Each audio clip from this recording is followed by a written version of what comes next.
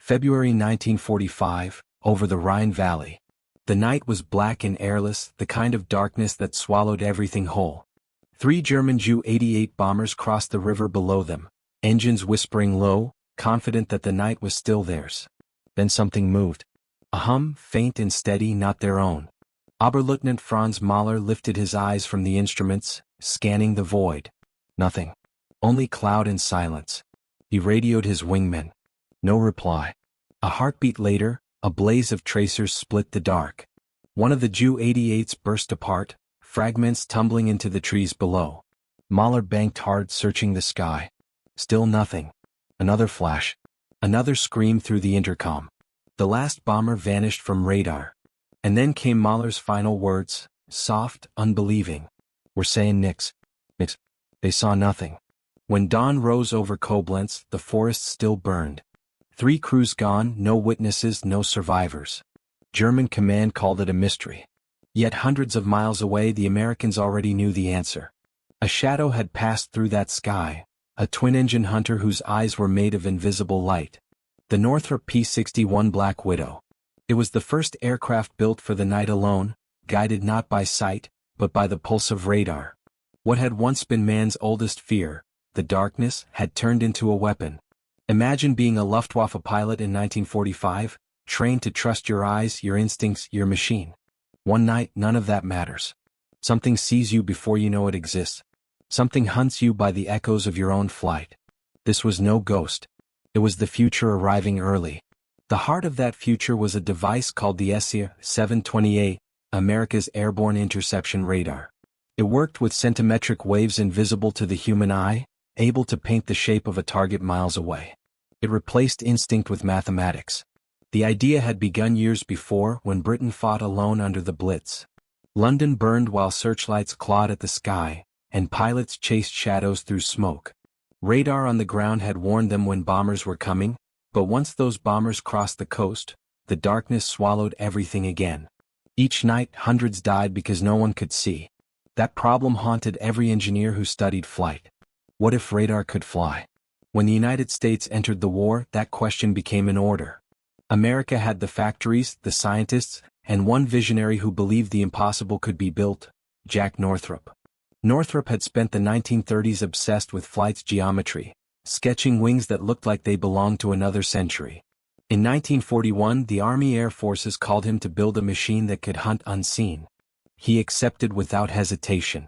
The result was a creature unlike anything before it. Twin engines for cannon for machine guns, a cockpit for 3 men, and a bulbous nose that hid something new, the radar. The crew would become one mind split 3 ways. A pilot at the front, a gunner above, and a radar operator buried behind a glowing green screen. The man who would see in the dark. Inside that cockpit, light itself had a heartbeat. Blips appeared, drifted, merged, and disappeared. The radar operator spoke in calm, precise words, bearing, range, altitude. The pilot turned, trusting a voice he could not see. Target closing. 1 mile. 500 yards. Fire. For the first time, man could kill without sight. By 1943, the Widow was ready. The SR-728 gave her a vision the enemy could not imagine. It reached up to 5 miles ahead, even through cloud and rain, showing every echo of movement. The waves it sent were 10 times shorter than the old British sets, sharp enough to distinguish a bomber from a storm. It turned the sky into a map only Americans could read. Soon the first squadrons of P-61s crossed the Atlantic. The 422nd Night Fighter Squadron arrived in England in the spring of 1944. They called their aircraft Black Angels. The crews trained in silence, flying over the North Sea until they could lock onto a single ship's wake in the dark. When D-Day came, the Widow followed. Over Normandy, she hunted the Luftwaffe's night bombers that tried to slow the Allied advance. The German crews believed they were safe under the moonless sky. Then one by one their planes began to vanish. A typical engagement lasted less than a minute. The radar picked a contact at 5 miles. The operator guided the approach. At 1 mile, the pilot strained his eyes against the glass canopy. Still nothing. At half a mile, he glimpsed the faint silhouette of wings. The cannons fired. A brief flare.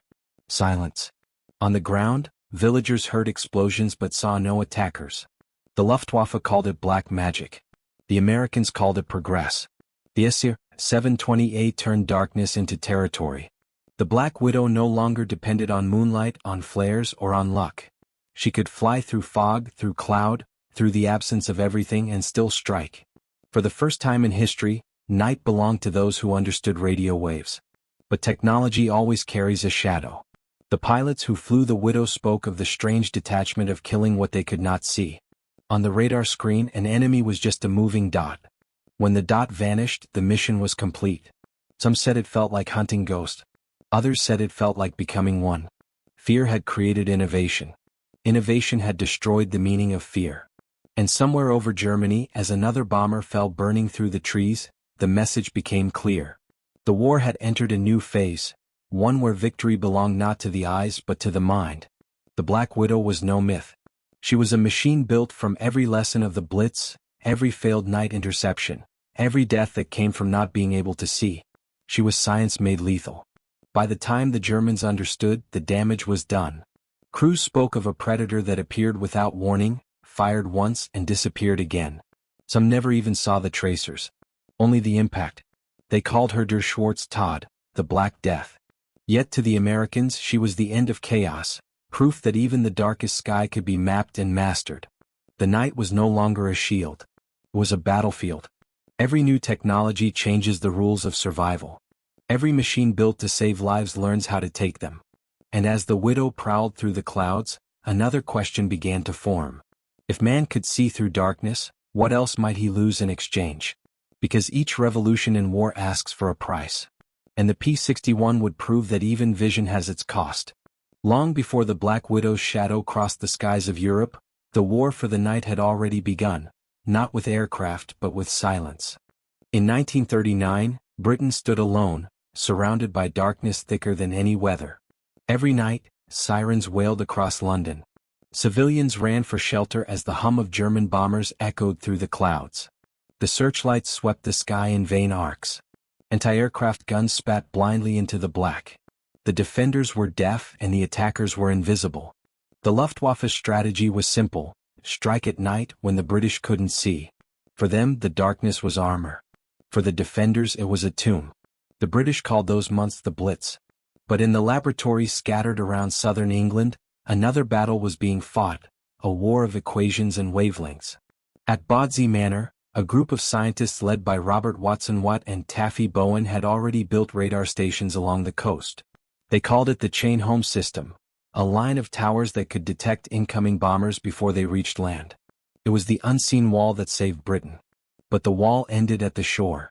Once the bombers crossed the coastline, the radar operators could only watch the echoes fade. Fighters scrambled into the dark with nothing but a bearing and luck. They flew until they saw fire or died trying. That was the weakness the Germans exploited. Radar on the ground could warn, but it couldn't fight. So in 1940, a new idea took root. If radar couldn't reach the bombers hunters would carry radar themselves. It was madness at first. Radar sets were massive, tons of vacuum tubes, copper wiring and spinning dishes. The idea of cramming that into a fighter plane sounded absurd. But desperation has always been the mother of invention. British engineers began cutting, rewiring, shrinking. The first airborne radar AI Mark I barely worked. Its range was less than 2 miles. The scope was crude, the image blurry. But it was enough to catch the shadow of a bomber once. And once was all it took to prove the idea. By 1941, the AI Mark IV was flying in Bristol Beaufighters.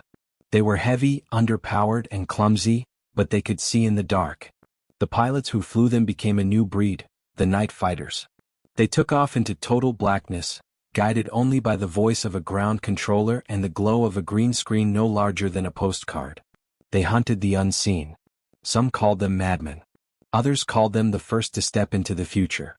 Each night they rose from airfields in Dorset, Lincolnshire or Kent, men with faces pale under the dashboard lights, hands trembling over the throttle. They didn't chase what they could see. They chased what radar whispered might exist.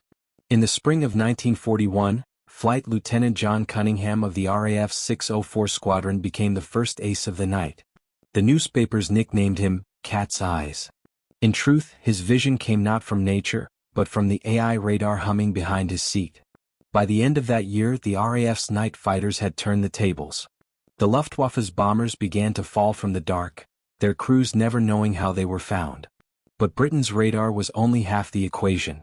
The technology used long wavelengths, around 10 centimeters, which worked but lacked precision. The images were rough, like seeing through fog. Scientists dreamed of radar that could detect a plane's outline, not just its presence. That dream required a revolution in radio physics, the magnetron. In 1940, two British engineers, Randall and Boot, created a device that could generate centimeter waves, just 3 centimeters long, with enormous power.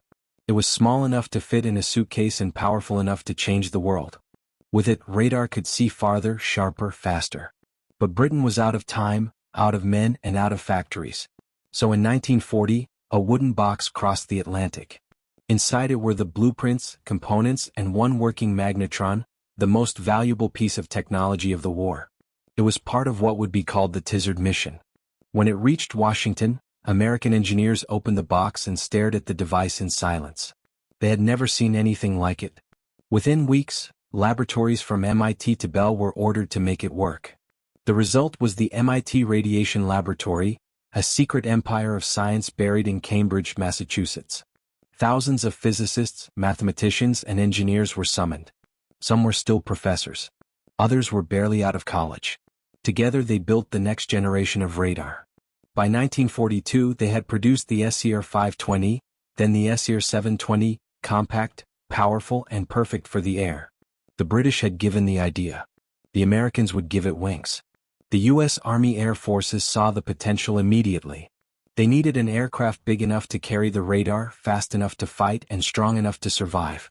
Northrop had already been experimenting with twin-engine fighters. When the call came, his design suddenly made sense. While the engineers in Massachusetts tuned the radar, Northrop's team in California shaped the body that would carry it. Across the ocean, British and American pilots were still dying in the night, fighting blind. But on the drawing boards in Hawthorne, a new kind of predator was being born, one that would not need eyes at all. By 1943, the war in Europe was changing. The Allies had air superiority by day. The night still belonged to the enemy. That would not last long. The radar had learned to fly, and soon it would learn to kill. What began as a desperate experiment in a burning Britain was now a transatlantic project. The first collaboration that turned science into supremacy. The race for night had entered its final stage. And when the Americans arrived with their P-61s, the Luftwaffe would discover that darkness itself could betray them. Because by then the night was no longer theirs. It had a new master. By 1943, the night sky had become a different kind of battlefield. And in that darkness, the Northrop P-61 Black Widow spread its wings for the first time. It didn't look like a typical fighter. It was enormous, twin engines, twin booms, a massive radar pod in its nose. Some pilots joked it looked more like a flying tank than an airplane. But the men who flew it knew better. This wasn't just a fighter. It was a hunter. At the heart of the Widow was its radar, the SER 720, the most advanced airborne interception radar ever built at the time. Behind the smooth black dome in the nose spun a parabolic dish, sweeping the night with invisible waves. It could detect a target 20 miles away, track it, measure its altitude, and even tell if it was turning. To the crew it was like having a sixth sense. The cockpit was divided into 3 stations. Up front sat the pilot, focused on flight, never taking his eyes off the dark horizon. Behind him, the radar operator, the true hunter of the pair, stared at a green screen that pulsed with ghostly echoes. Farther back, high in a glass turret, the gunner manned 4 Browning .50 caliber machine guns that could spin 360 degrees. It was teamwork at its purest form. The radar operator would call out bearings in a calm, measured voice. Contact, bearing 270. Range 10 miles. Target descending. The pilot would adjust course, throttles forward, engines roaring. Each man depended entirely on the other, one seeing without eyes, the other striking without sight. As the P-61 closed in, the radar's blips would merge, 2 green dots becoming 1. At that moment, the night exploded. The Widow's 420mm Hispano cannons in the belly could shred a bomber in seconds. The upper turret added a deadly cone of fire that could track targets even above or behind. At 400 miles per hour, it was faster than any German night fighter. and with the black paint covering its frame, it was almost invisible from below. But technology alone didn't win the night. It was the men inside, their patience, their nerves, their instincts, that turned the Widow from machine to menace. One of them was Captain Harold "Jack" Woolnow, a radar operator of the 422nd Night Fighter Squadron. He recalled how the radar's first faint echo always sent a chill through his spine. "You couldn't see them," he said, "but you knew they were there. You were chasing a ghost that could kill you." In combat, the procedure was almost ritual.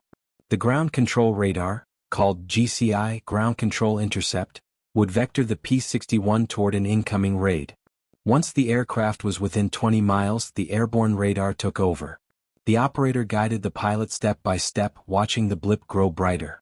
At 6 miles, the pilot began to climb, positioning behind the target.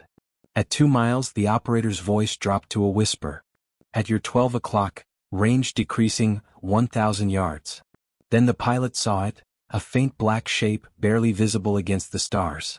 The engines purred, throttles eased forward. The guns fired. A split second later, the night sky bloomed with fire. Sometimes the crew never even saw what they killed. Just a flash. A falling ember. A vanishing blip on the scope. Then silence again. That silence became the Widow's signature. Luftwaffe bomber crews began to fear the dark not for what they could see, but for what they couldn't. They called it Der Schwarze Tod, the Black Death. They said something unseen was hunting them, something that appeared from nowhere, struck once, and disappeared back into the night. Even the German night fighters, like the Ju-88C and He-219 Uhu, struggled to match the Widow's radar range and coordination. The P-61 could detect them first, and that advantage in night combat was everything.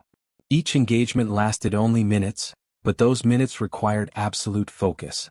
The radar operator had to interpret every signal, every echo, while the pilot trusted him completely. One mistake could mean a collision or an ambush. Inside the Widow there were no second chances. The crew lived by sound, the hum of the radar, the growl of the engines, the muffled click of the guns charging. Outside the world was black. Inside, the glow of the instruments painted their faces green. They hunted above Normandy after D-Day, intercepting Luftwaffe bombers trying to hit the beaches. They hunted over Belgium during the Ardennes offensive, catching enemy transports fleeing the front. And when the fighting moved to the Pacific, the Widow followed, hunting Japanese raiders over Saipan, Iwo Jima, and Okinawa. In the tropics, where storms raged and night skies were dense with clouds, the P-61's radar became even more vital. The crew flew blind through thunder, guided only by the pulse of the screen. There were missions where they chased faint echoes that turned out to be flocks of birds. Others where the radar showed nothing, until tracers streaked past the canopy. But more often, it was the Widow that struck first. Captain Edward "Moonlight" Taylor recalled, "You'd be up there for hours, nothing but black all around. Then suddenly the scope lights up. That's when your heart starts beating like hell. You know someone's out there, and you're the only thing between them and the men sleeping below." The Widow gave its crews an illusion of control, but it was still war. The radar could guide them but not protect them. Many were lost to mechanical failure, friendly fire, or simple disorientation. Flying blind meant that one wrong move, one misread altitude, could end in fire against the trees. Yet despite the danger, the crews kept flying. Night after night. Mission after mission. They became ghosts themselves, unseen protectors in the darkness. By mid-1944, the Black Widow had claimed hundreds of kills. But its real victory was psychological. The Luftwaffe began to withdraw its night operations, unable to match the new American hunters. The very thing that once protected the Germans, the night, had turned against them. And as the Allies advanced deeper into Europe, the Widow evolved again. Its radar, once designed for interception, was now used for ground attack and pathfinding. The crews began flying intruder missions, slipping behind enemy lines, striking airfields, trains, and convoys under cover of darkness. They had become the ultimate weapon of control, machines that ruled not just the sky but the dark itself. For the first time in the history of war, darkness no longer belonged to the enemy. It belonged to the Widow. By the winter of 1944, the night skies over Europe had become a chessboard of invisible moves. Every hour, radar screens pulsed from London to Liège, searching for the faint signatures of German bombers still trying to strike back. And somewhere above those trembling green lines, the P-61 Black Widow waited, patient, silent, lethal. The crews had learned to read the night like a language. Every echo, every flicker on the scope meant something: altitude, range, bearing. The radar operator whispered the words like coordinates of fate, and the pilot obeyed without question. It wasn't courage that kept them calm. It was routine. A mechanical rhythm that separated fear from function. On the night of December 17th, during the opening chaos of the Battle of the Bulge, Captain Herman Ernst and radar operator Lieutenant Edward Kelly of the 422nd Night Fighter Squadron took off from Florennes, Belgium. Their mission: intercept enemy bombers heading toward the Meuse. The snow clouds were thick, visibility nearly zero, but the SR 720 cut through the storm like a blade. Kelly's voice broke the static. Contact. Range 12 miles. Bearing 210. Ernst leaned forward, scanning the black void. The echo grew stronger. 2 targets. Close formation. Ju-188s. The Widow crept closer, unseen and unheard. The radar scope flickered as they closed to 3,000 yards. Then suddenly a shadow crossed the stars. Ernst fired a burst from the belly cannons, 4 Hispano 20mm guns spitting fire into the dark. The Ju-188 erupted into a ball of orange flame, its wings tearing apart as the second bomber veered wildly, panicked. Ernst banked left, following the trail. Another short burst, and the sky went black again. In less than 30 seconds, 2 German bombers had vanished from existence. The ground controllers barely had time to log the kills before the Widow was gone, back into the dark, searching for the next blip. Stories like that began spreading fast among Allied troops. They said the P-61s could see through clouds. That they could follow you through fog, through mountains, even through the smoke of your own engines. To German pilots, it felt supernatural. Some Luftwaffe night fighter units, flying Bf-110s and Ju-88CS, tried countering with onboard radar, the FUG-220 Liechtenstein. But it worked on a longer wavelength, far less precise than the American centimetric system. The SC-720 could see them before they even knew they'd been spotted. And when the Germans deployed wild SAU, single-engine night fighters relying on searchlights and flares, they became easy prey. The Widow didn't need light. It was the light. In one engagement over the Rhine, Major Carroll C. Smith chased a Ju-88 through clouds for 7 minutes, guided only by radar readings. He never saw his target until the final burst, when the bomber erupted just 50 yards ahead, forcing Smith to dive through the falling debris. After landing, his ground crew found pieces of German metal embedded in his nose cone. That was the Widow's world, a war waged entirely in darkness, by men who fought on instruments and instinct. But the Black Widow's reach didn't end in Europe. Across the Pacific, it became the nightmare of the Imperial Japanese Air Force.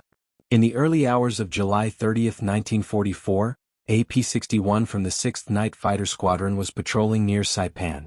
Radar picked up a faint contact, slow-moving, descending toward the island. The crew closed in at 10,000 feet. At 3,000 yards, the operator switched to short-range scope. The target was a Nakajima G-4M Betty bomber, Japan's main long-range raider. The Widow slid behind and below, unseen. The pilot squeezed the trigger. 4 streams of 20mm fire tore through the night. The Betty disintegrated midair. No warning. No flares. No sound. Just a blink and it was gone. As the Pacific campaign intensified, the Widow's missions expanded. They guarded B-29 raids over Japan, intercepting desperate kamikaze attempts before they reached the fleet. They flew intruder runs, solo hunts deep into enemy territory, using radar to navigate valleys and coastlines under moonless skies. Sometimes they didn't return. Radar gave them vision, but not invulnerability. A sudden squall, a mountain hidden in cloud, a misjudged altitude, it took only one mistake. Several P-61s vanished without a trace, lost to the same darkness they once commanded.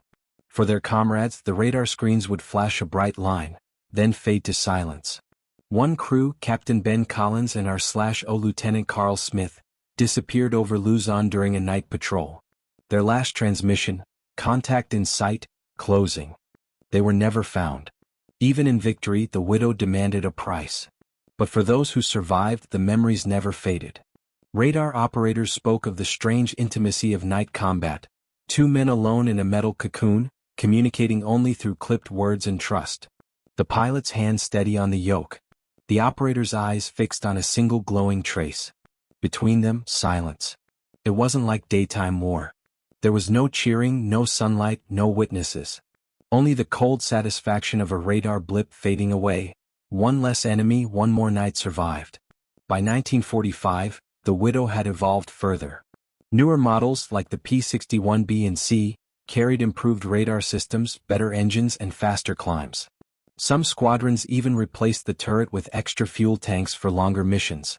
But the principle remained the same: find the unseen and strike without being found. When Germany finally fell in May, many WWII crews expected to be disbanded. Instead, they were shipped to the Pacific, preparing for the invasion of Japan. They trained to hunt Japanese night fighters over Kyushu, to guide bombers through storm and smoke. Then in August, the war ended with 2 flashes of light. For the men of the Black WWII squadrons, there was no parade, no famous victory. Their war had been fought in silence, unseen by most, recorded only in radar logs and mission reports. But the legacy they left behind reshaped the future of aerial warfare. The radar in the WWII's nose would evolve into the backbone of Cold War jet interceptors, from the F-86D Sabre to the F-89 Scorpion. Every modern fighter that flies by instruments, guided by radar and sensors, traces its lineage back to the P-61, the plane that made the invisible visible. The WWII had turned darkness itself into a weapon, and changed forever the way mankind fought in the skies. Yet for those who flew her, the memories weren't of technology or triumph. They remembered the hum of the radar, the green glow of the scope, the quiet voice of a friend saying, "Target in sight," and the long silence that followed. When the guns finally fell silent in 1945, the night sky grew still again. For the first time in years, there were no echoes on the radar screens. No green traces of death moving across the glass. Only silence. In airfields across Europe and the Pacific, the P-61 sat quietly under the morning sun. Black paint faded, engines cold. The same machines that once ruled the darkness now stood like ghosts of another age. Men walked past them with a strange reverence. They had trusted those planes with their lives, followed their radar voices through cloud and chaos. And now, as peace returned, the WWIIs seemed to rest like sentinels who had done their duty. But for the crews, the silence was harder than the noise.